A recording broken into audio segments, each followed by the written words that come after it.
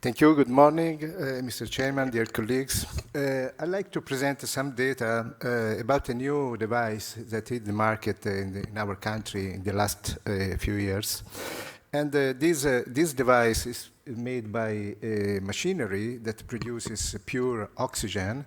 This oxygen is delivered through a cannula in the vagina for 10 minutes. And after 10 minutes of oxygen, we add a solution of hyaluronic acid for another 5 minutes. So the entire treatment lasts 15 minutes. And we repeat this treatment every 15 days for 5 times. So the entire treatment is 5 applications of this treatment. Why to use oxygen? Because we know that tissue content of oxygen increases collagen synthesis, as you see there on the left of the graph, and also stimulates the production of VGF, so increases vascularization of the tissue. And that is very important in a condition where we have an atrophy of the vagina.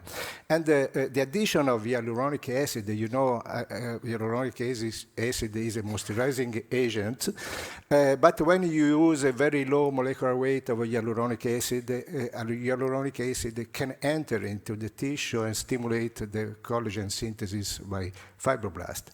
So we applied this combination because we have already some preliminary data in physiological postmenopausal women that this treatment was effective in the treatment of vaginal atrophy. And we applied this treatment to women with breast cancer, surviving from breast cancer, because you see these women, in comparison to survivors from other types of cancer, they have a great deal of genital disturbances, mainly because they are also on adjuvant therapy, endocrine adjuvant therapy. The study was performed in, this is a preliminary study, was performed in 40 women with, you see there, their mean age was 46, they were rather thin, they were in a stable relationship, and they were all on aromatase inhibitors or GnRH analogs plus tamoxifen. When we look at the data, you see the vaginal health index, and you see that at the beginning, their vaginal health index was very low, way below the cutoff that is used to perform a diagnosis of vaginal atrophy. But then you see that every time that we administer our treatment, the vaginal health index increases, and at the end of the treatment, the mean value is above the cutoff of vaginal atrophy. Here, more in detail, you see that when we make a diagnosis of vaginal atrophy, at the beginning, almost 100% of these women had a diagnosis of vaginal atrophy, but the percentage declined progressively, and at the end of treatment, only 18% of subjects still had the diagnosis of vaginal atrophy. And the last column is a follow-up, the follow-up after 45 days after the last administration, the effect is still in place.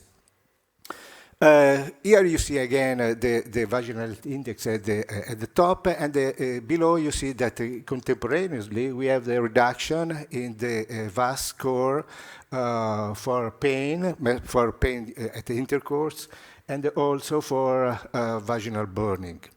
But the most important thing that we have to show here that is the effect on humidity, or let's say on lubrification of the vagina, because that we have a rapid increase in the lubrification of the vagina, and just before the end of the treatment, we reach the maximal values of this item.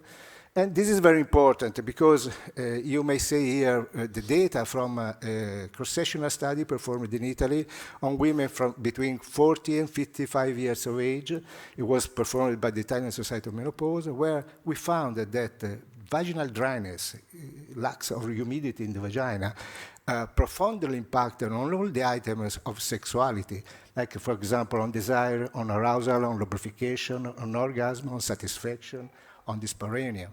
So we expected that our treatment was also improving sexuality of these women, and indeed, when we look at the data, we show that you have an improvement in all the items of sexuality, the female sexual function index.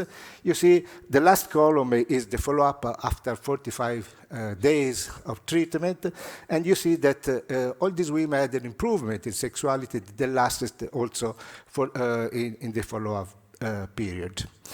Finally, we also checked the urinary distress inventory. These women didn't have a great deal of urinary disturbances, but still, also in these women, you see that the treatment was able, also if it was a very low symptomatic, they were very low symptomatic, the treatment induced an improvement of these symptoms.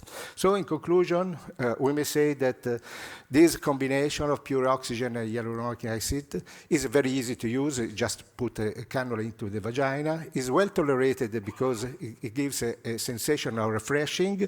It has no side effect like laser may have. It's effective on symptoms of these women, women with breast cancer, survivors, symptoms and signs of vaginal atrophy. May improves sexuality and may improve some urinary symptoms. Thank you very much for your attention. Thank you very much. This paper is now open for a couple of quick questions. Tony Bowsy.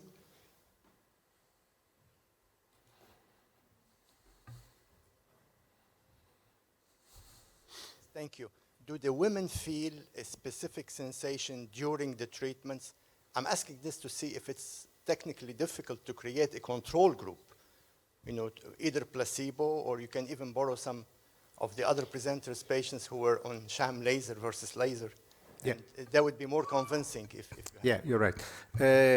Actually, this is, I told you, this was a preliminary investigation. Actually, we didn't know if it was, if you obtained a result, but we are performing now the study with versus hyaluronic acid only, but given in the way that is given this treatment. So it's a solution of hyaluronic acid every 15 days, not every day, because that is the shame, just to see if the combination of the two is working.